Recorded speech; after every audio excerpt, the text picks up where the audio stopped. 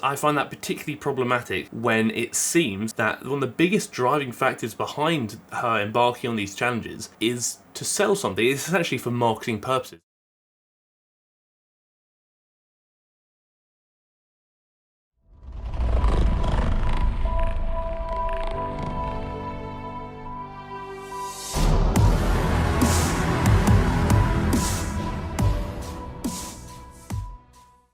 I'll tell you one thing, team, it is bloody hot today. Suddenly England has decided that we're going to have a summer this year because last year wasn't too spicy. Video time, and obviously now it's Thursday, reaction-based content today. And what we're going to do is an interesting one because this very much was stemmed by what I've seen from Blogilates recently. And this actually kind of stems a bit further back to when I covered her 90-day challenge video. And that is the discussion of these challenges, especially the ones that Blogilates does often promote. My thoughts and feelings about them. And I don't want to give away too much just yet, but you'll see what I mean. But before we do so, I'm going to do what needs to be done. If at any point you decide you like the video, please let me know you like the video by liking the video. 1,300 likes in the first 24 hours is the goal, so if we could reach that, that'd be bloody stupendous. I would very much appreciate it. If you haven't already, please do consider clicking the red button down below to subscribe to the channel, and maybe even click the bell next to it so you get notified when I upload every week, twice a week. And if you have a question you want me to answer at the end of the next video, please do consider dropping it down below in the comment section for comment question of the week, and I shall do so. The headgear is very appropriate for the weather at the moment, because right now I feel I'm at a festival, and if I were to go to a festival, I would be wearing this. This is a bloody lifesaver because it's not very hot, because it doesn't cover my oversized head. It's fantastic, although some of the other ones I do have prepped for the next videos are quite hot. Problematic. So essentially, obviously, we all know who Blogilates is. I have covered her many times before on the channel. Due to some of my personal disagreements with some of the content she had been producing, the post that triggered these thoughts and feelings has actually been removed, and it will be on screen now because I do have it saved. Where Blogilates basically speaks about her big dip in motivation following on from the 90-day journey. And this first sentence here is very important for later on in the video, as you'll see. She obviously speaks about how her workouts didn't feel meaningful anymore, which is such a shame because this was a very big challenge for her. I know she was trying to reclaim herself, which is fantastic. It is a shame that the workouts kind of felt like a chore to her and they didn't fulfill her purpose, because nobody wants that. And she speaks about, obviously, yesterday she came up with an idea to switch things up, and that suddenly felt that rush of excitement again. Also a relevant point we'll get to very shortly. She talks about going to do the 3300 challenge, which does 30 minutes of cardio, 100 push-ups, 100 double leg lifts, and 100 ply half deadlifts. And this challenge really kind of got the cogs turning in my head about a lot of the problems and disagreements I have with challenges like this,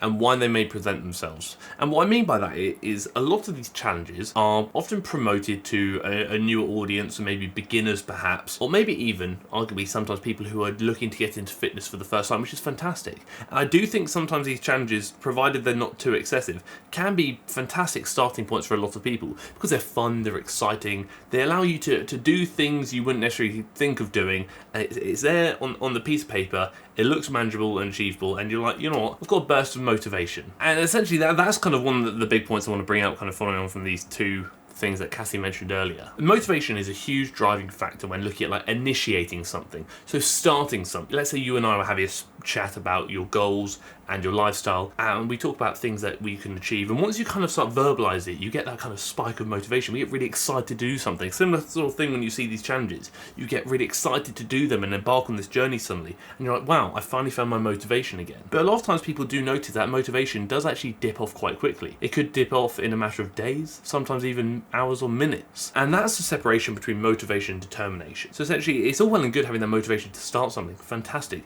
but the motivation is only going to take you so far. One of the things that's going to help you go further than just where motivation will take you is going to be your why. Why are you embarking on this challenge? What are you looking to get out of it? And a lot of these challenges essentially are movement. They are basically, for lack of a better term, they are simply movement. They encourage you to move and do different things, which is fantastic. The reason I kind of describe them as almost like almost potentially like a good starting point is because they don't necessarily encourage you to achieve much beyond this challenge. You do the challenge, but then what's next? Typically, these challenges aren't particularly effective for the muscles they're trying to target. Let's say you're looking at hypertrophy, because you're doing the same thing over and over again without aspects of like progressive overload, and maybe sometimes including questionable movement selection. But then flip around, these challenges might be better for things like caloric expenditure. So if you're looking at moving more and increasing how many calories you're burning through movement, then these challenges involve a lot of movement. You've got the cardio, cardio and 300 reps of movements. That's a lot of activity. Therefore, you're probably going to burn a fair number of calories. Fantastic. Pair that with dietary changes and suddenly you may well be in a calorie deficit, which could very much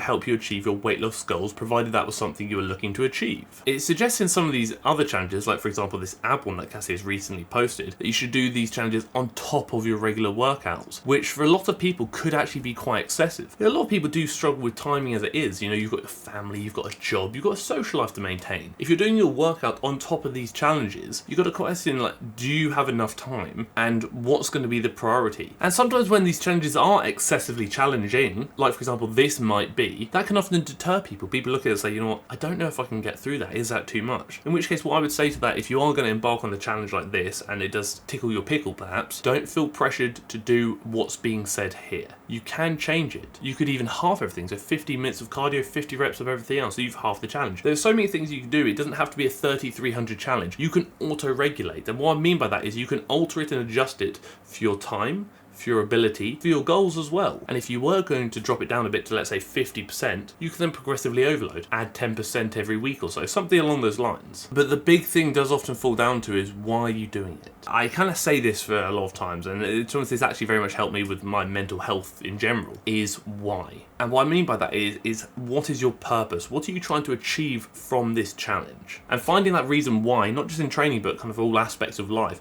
has really helped me with finding my kind of sense of purpose, which is something that I personally feel like I need when just going about my life. So again, you've got to ask yourself is, why are you doing this? I'm not saying you should or shouldn't, I'm just saying why. If you're going to do a challenge like this, give yourself a reason to. It could be something as simple as enjoyment, or it could be something a bit deeper than that, like for example, you want to lose weight, you want to try and build a bit of muscle mass, you want to try and do something, you want to try and improve yourself in some regard. But it's really important to have that why, because motivation will only take you so far, and without that why, when motivation dips, a lot of people do struggle to keep going, which is why that why is quite important when looking at determination and helping you continue along that journey when sometimes you don't feel like it. But then we look into the realm of her 90-day journey, which I know was a long time ago and I have covered it extensively, so I'm not going to speak too much about it. I get that Blogilates promotes these challenges for a variety of reasons, and it's fantastic that when she does these larger challenges for herself, she does often document it so she can kind of keep track of it, almost like an accountability log. And documenting progress is huge. I definitely do recommend people do so, even if that's something as simple as just tracking your workout so you know that you're doing more each time if you're able to. And I know I've expressed a lot of these concerns previously when I did my analysis of this 90-day journey,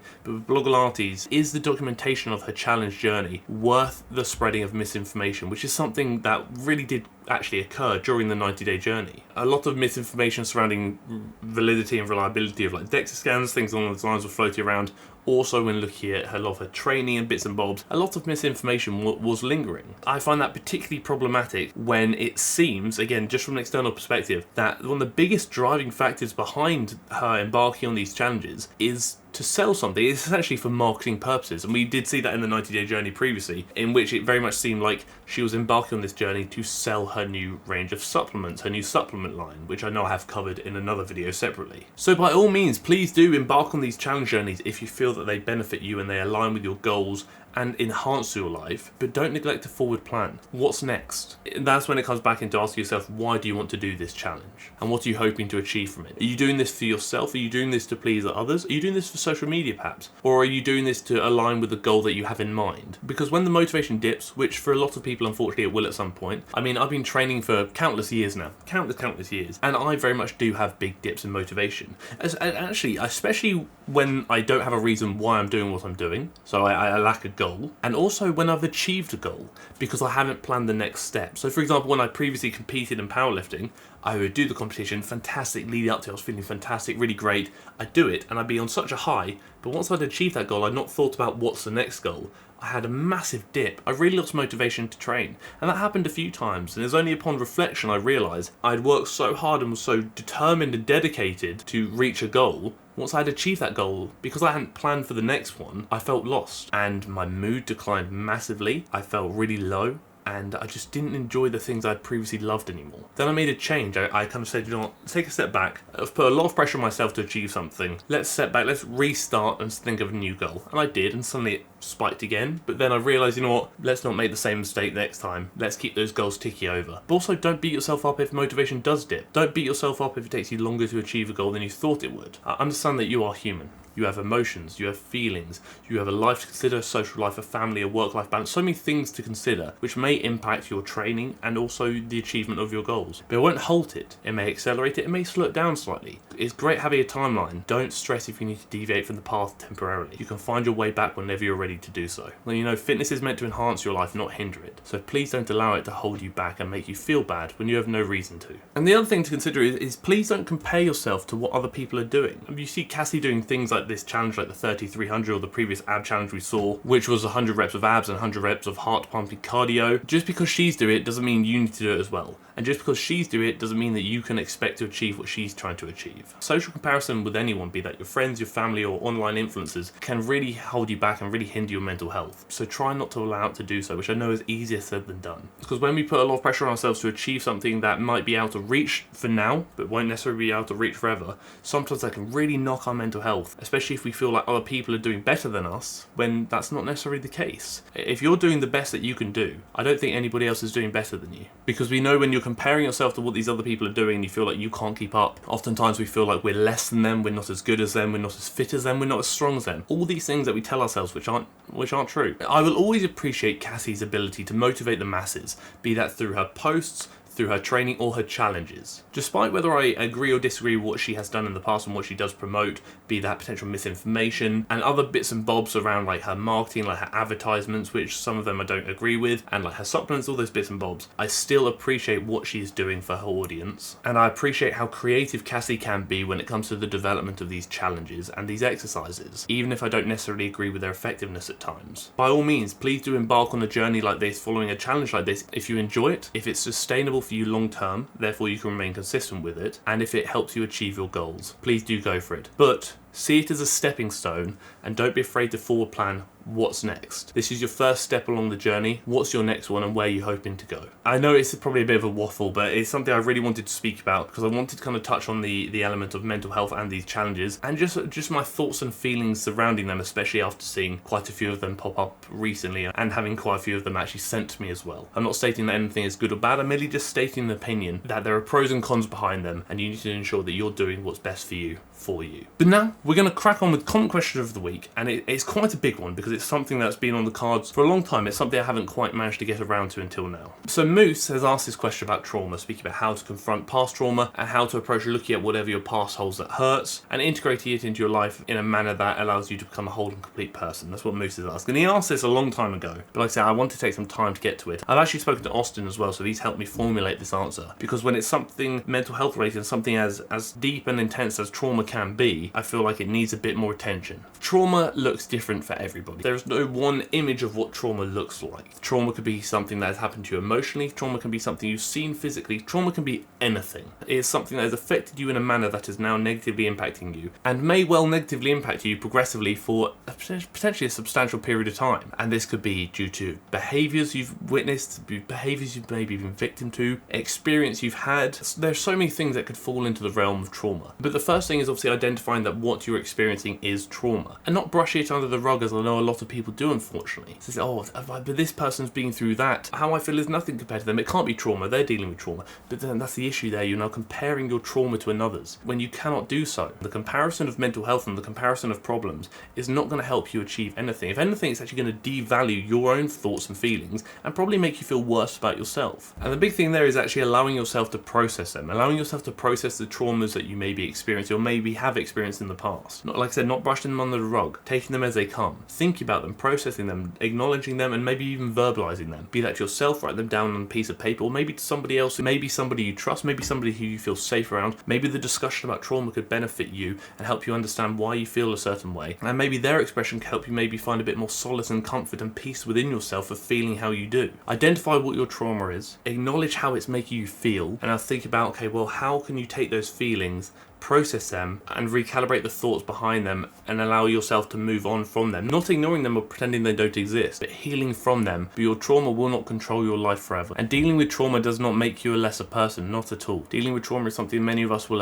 unfortunately experience. How can we overcome what we have experienced, and how can we use it and use that experience as a learning curve to help us become even better people? Be that by changing our lives to enhance how empathetic we are to others, be that by changing our lives to enhance how empathetic we are to ourselves, or maybe even how we can prevent that trauma from negatively impacting us again, or maybe even prevent that trauma from negatively impacting somebody else. And there's so many ways you can take your trauma, process it, and grow from it. And I'm not just kind of speaking without application. I do try and apply that to myself as well. Previously, when I have gone through bouts of depression, anxiety, self-harm, drug addiction, and desires to take my own life, I've always seen that as a blessing. I know that probably sounds quite weird. Beforehand, I felt like my empathy was limited. My understanding was limited because experience is a fantastic teacher. Once I had overcome things myself, I better understood how it made me feel and how certain things made me feel and why they make me feel certain ways. But I also better understood how I could help other people, and also better understood how I could connect to other people via enhanced empathy and everything else. Experiencing depression helped me understand how other people might be feeling too, which then in turn helped me when I was speaking to them to maybe make them feel a little bit better or a little bit more understood, and maybe even just a little bit heard. Like I said, it's about taking your trauma, taking your past experiences, and taking something from it that better enhances you as a human being. Which I know it does not apply to everybody, and I know it's much easier said than done, but just because it's easier said than done, and just because it may not apply to you, doesn't mean we can't try. I'm not saying you have to, I'm merely saying it's just a suggestion. Is your trauma has impacted you for a reason, and how you're feeling is entirely valid, but once you start processing it, verbalizing it, and overcoming it, what positives can you take from it to enhance who you are as a human and enhance who you are as a friend? And to us, we're going to go a bit deeper on this now. One of the things I'm most grateful about the TFNL community is that I have the ability to interact and engage with and meet, be that online or in person, so many people I would have never met before. It truly is a privilege. I'm not the best at expressing how I feel. I think certain ways, but sometimes I'm not very good at verbalizing them. And I'll tell you one thing, I've met so many fantastic people through the realm of TFNL. All of you who comment on the video, I've recognised all your names. I know obviously I've not been able to really reply to as many comments as of late due to the amount I'm getting, which again I do very much appreciate and is bloody amazing, but I read all of them and I recognise all of you.